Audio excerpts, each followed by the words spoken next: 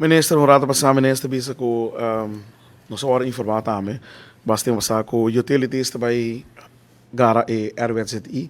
E pergunta tá de onde utilities também saca e fundo para Brasil sabe. Ok. Dorco e nota kai bom minha ainda. Me lo preferar para mi colega minister Ursula Arens te sum ku osa lopo duna su visão riba e traspasso de RWZI. Nós como governo tomamos decisão leo para mirando o problema urgente que está passando no Bali Plus.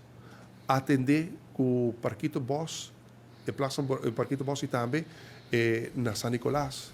Pero também mirando que tem oportunidade, por exemplo, que se a água aqui guarda está corretamente, nós agricultores, por exemplo, por aí uma melhor qualidade de água, pero nós precisamos fazer certa inversão. Pero mais leu, lo que mi colega minister Ursula Arens se chama wetlands nang meste guardo alimentar, no? E com água bom tratar.